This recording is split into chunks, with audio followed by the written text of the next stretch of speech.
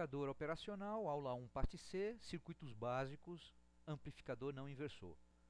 O amplificador não inversor, assim como o amplificador inversor, consiste de duas resistências, R1 e R2, mais o amplificador operacional. Também, neste caso, a realimentação através do R2 é da saída para a entrada inversora. Só que neste caso a tensão a ser amplificada é aplicada na entrada não inversora. Por isso mesmo, o sinal de entrada e o sinal de saída estarão em fase. A configuração também pode ser essa, é o mesmo circuito, mas muitas vezes é desenhado desta forma. Para este circuito, o ganho de tensão, que é a relação entre Vs e VE, é dado por R1 mais R2 dividido por R1, ou 1 mais R2 dividido por R1. Então, observe que a expressão é muito parecida com a do inversor, com a diferença que o ganho é um número positivo. O ganho de tensão é um número positivo. A impedância de entrada, que é a impedância que o gerador VE enxerga quando olha para a sua direita, é RI multiplicado por AV dividido por AVF. Observe que é um número alto. Por outro lado, a impedância de saída, que é a impedância do equivalente TVNA na saída, que a resistência RL enxerga, é RO multiplicado por AVF dividido por AV. No exemplo, no circuito, vamos considerar como exemplo o circuito. Vamos admitir que a saturação se dá em mais ou menos 11 volts. A entrada é 2 volts de pico senoidal. O que a gente enxerga na saída? Qual é a forma de onda na saída? Supondo que a entrada é essa. Em primeiro lugar, vamos determinar o ganho. Depois, determinar qual é a máxima entrada que podemos ter de forma a não saturar a saída. Depois nós vamos desenhar o gráfico da tensão de saída. Primeiramente, então, o item A. O ganho é R1 mais R2 dividido por R1, isto é, 1 mais 4 dividido por 1 é 5. Isto é, a saída vai ser igual a 5 multiplicado por 2 volts de pico, 10 volts de pico. A máxima saída é 11 volts, mais ou menos 11 volts, mais 11 positivo, menos 11 negativo.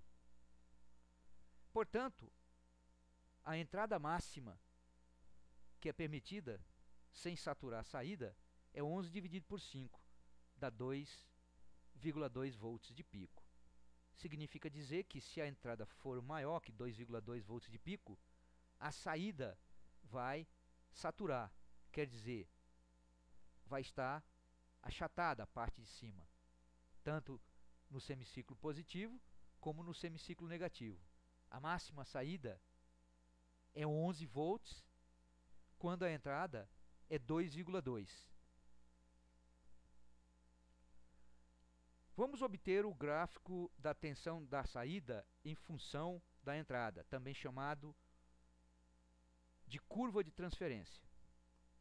Em primeiro lugar, vamos obter os gráficos das tensões de entrada e saída. Então, a entrada é 4 volts de pico a pico ou 2 volts de pico. E a saída, 20 volts de pico a pico ou 10 volts de pico. E importante, as duas tensões estão em fase. Quer dizer, o pico positivo da entrada coincide com o pico positivo da saída. O pico negativo da entrada coincide com o pico negativo da saída. Aqui nós temos a curva de transferência que relaciona a saída com a entrada. Então, observem que dentro de um determinado limite, a saída é o ganho, que é 5, multiplicado pela entrada. Isso é uma equação do tipo y igual a 5 multiplicado por x.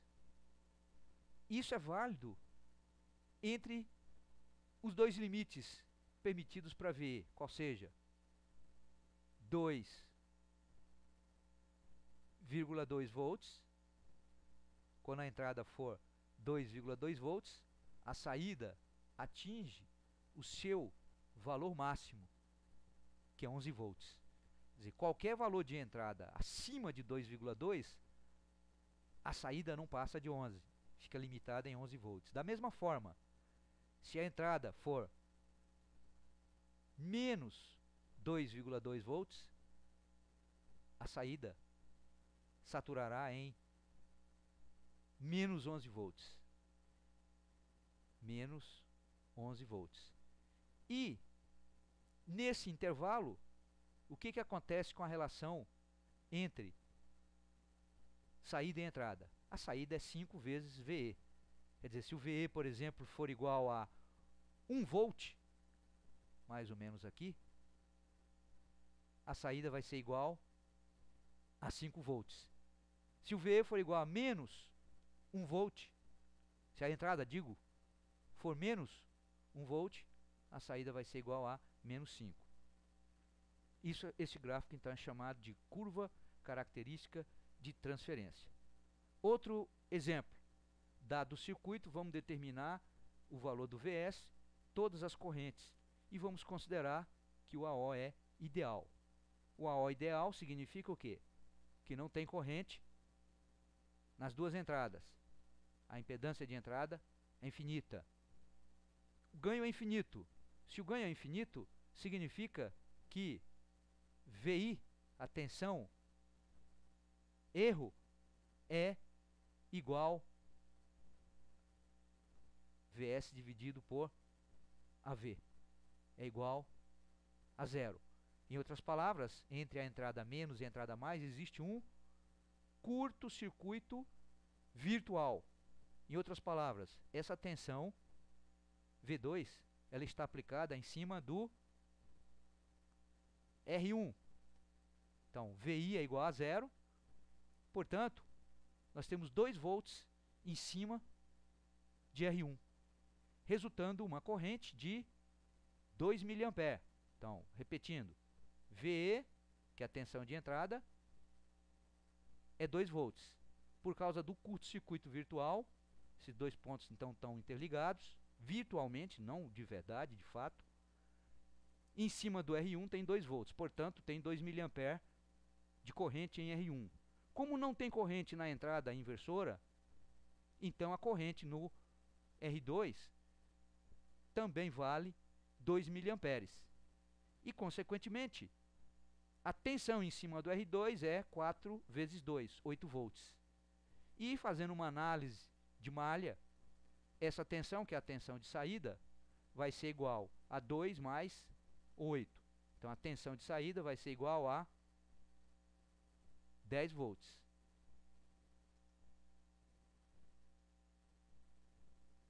Que é o mesmo valor que obteríamos se nós tivéssemos usado a expressão que dá o ganho. O ganho é igual a 1 mais R2. Quem é o R2?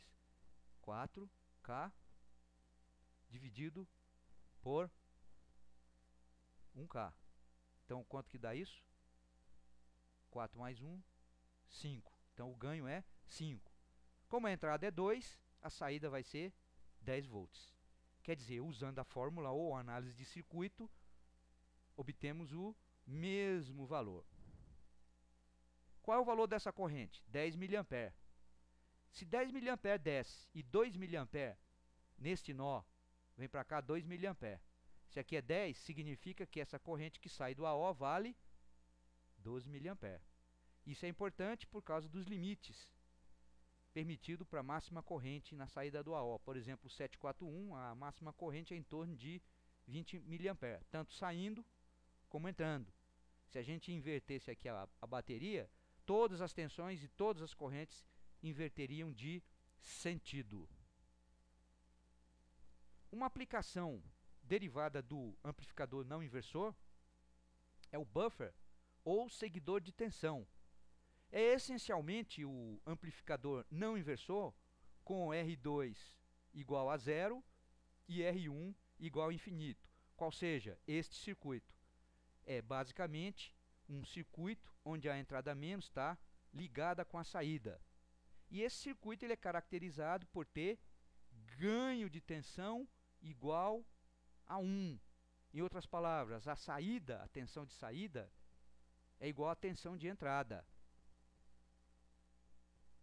A resistência de entrada é muito alta, porque é a resistência de entrada sem realimentação, no caso do 741 mega, multiplicado pelo ganho de tensão em malha aberta. Seria 100.000 vezes 1K. Então veja que vai resultar num valor de 100 mega, muito elevado, portanto.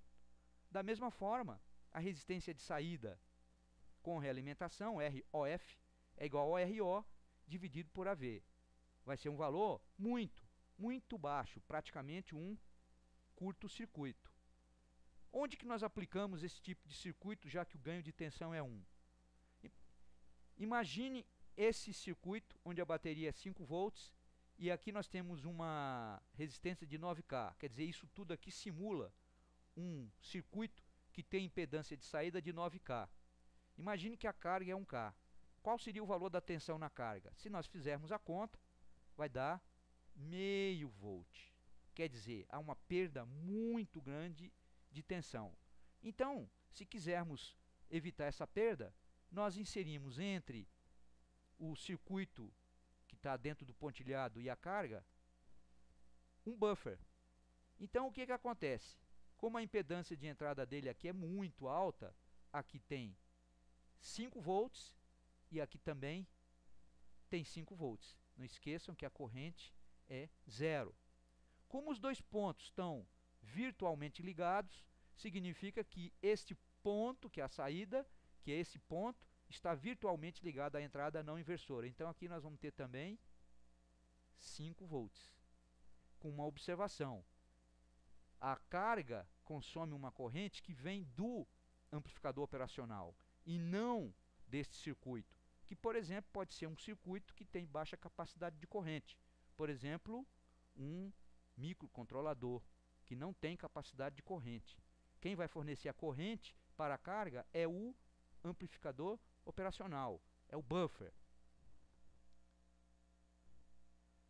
Então, nesta aula nós vimos o amplificador não inversor e o buffer, ou seguidor de tensão, que é uma aplicação particular do amplificador não inversor. Até a próxima aula, portanto.